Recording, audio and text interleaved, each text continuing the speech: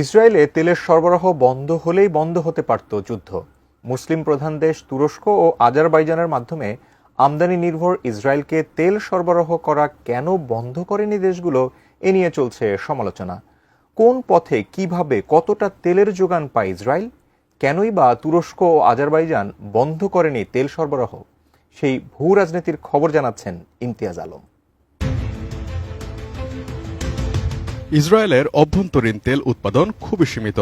Israel তার চাহিদা মেটাতে বেশিরভাগ তেল আমদানির উপর নির্ভর করে থাকে, আর সেই তেলের যোগান দিয়ে থাকে প্রতিবেশী মুসলিম দেশগুলোই। সম্প্রতি ফিলিস্তিনের গাজায় 70% পানি সরবরাহ বন্ধ করে দিয়েছে ইসরায়েল। ইসরায়েলি কোম্পানি মেকোরোট গাজায় সিংহভাগ পানি সরবরাহ করার দায়িত্বে রয়েছে।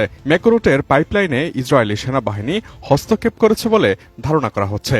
এমন অবস্থায় প্রশ্ন উঠছে, ইসরায়েলকে যুদ্ধ চালিয়ে যাবার জন্য তেলের যোগান তাহলে কেন বন্ধ করছে না দেশগুলো?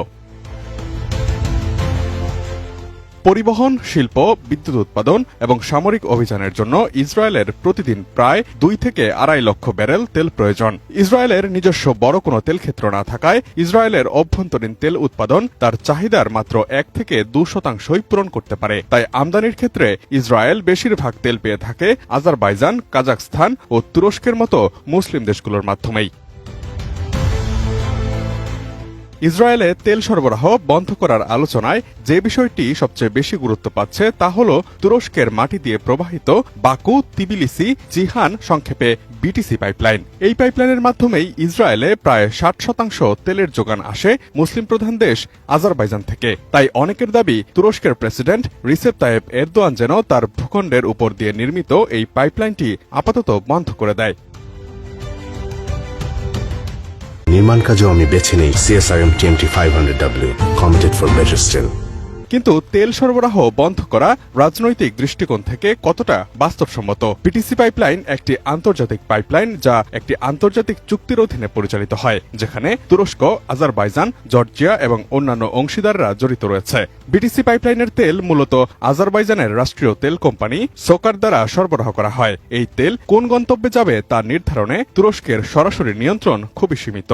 বিটিসি পাইপলাইনের আন্তর্জাতিক চুক্তি ভঙ্গ করা তুরস্কের জন্য আইনি ও অর্থনৈতিক জটিলতা সৃষ্টি করতে পারে, যার মধ্যে রয়েছে ক্ষতিপূরণের দাবি এবং আন্তর্জাতিক সম্পর্কের অবনতি। এছাড়া তুরস্কের অর্থনীতি এই পাইপলাইন থেকে ট্রানজিট ফি এবং শক্তি বাণিজ্যের মাধ্যমে বেশ উপকৃত হয়, যা বন্ধ করা অর্থনৈতিক ক্ষতির কারণ হতে পারে। তাই ধারণা করা হয়, এই পাইপলাইন বন্ধ করে তুরস্ক তার অর্থনীতিতে ঝুঁকি বাড়াতে চায় না। অন্যদিকে ইসরায়েল ও আজারবাইজানের মধ্যে শক্তিশালী অর্থনৈতিক ও কৌশলগত সম্পর্ক রয়েছে। আজারবাইজান ইসরায়েলের কাছ থেকে উন্নত অস্ত্র এবং প্রযুক্তি ক্রয় করে থাকে। বিশেষ করে নাগর্নো কারাবাখ সংঘাতের সময় এই সম্পর্ক আরও গভীর হয়। বিনিময়ে আজারবাইজান ইসরায়েলকে নিয়মিত তেল সরবরাহ করে। ইসরায়েল অন্যান্য উৎস যেমন কাজাখস্তান, রাশিয়া এবং মাঝে মাঝে কিছু আফ্রিকার দেশ থেকেও তেল আমদানি করে। তবে আজারবাইজানের তেল সরবরাহের ধারাবাহিকতা এবং তুলনামূলক কম খরচের কারণে এটি ইসরায়েলের জন্য অত্যন্ত গুরুত্বপূর্ণ। ফিলিস্তিনের প্রতি আরব ও অন্যান্য মুসলিম দেশের সহানুভূতি থাকলেও ফিলিস্তিন সংকটে প্রতিটি দেশের রয়েছে আলাদা দৃষ্টিভঙ্গি এবং রাজনৈতিক মতাদর্শ। মধ্যপ্রাচ্য ও এশিয়ার বেশিরভাগ মুসলিম প্রধান দেশই ইসরায়েলের সঙ্গে সম্পর্ক স্বাভাবিক করাকে অগ্রাধিকার দিয়েছে, এই যুক্তিতে যে এটি শান্তি প্রক্রিয়াকে সাহায্য করবে। একই সাথে বহু সুন্নি শাসিত দেশ সেই অঞ্চলে ইরানের আধিপত্যের বিরোধিতা করে। তাই ইরানের প্রভাব বলয়কে দুর্বল রাখতেই দেশগুলো ফিলিস্তিন ইস্যুতে কঠোর অবস্থান গ্রহণ করে না। Imtiaz Alam, desk report, ATN news.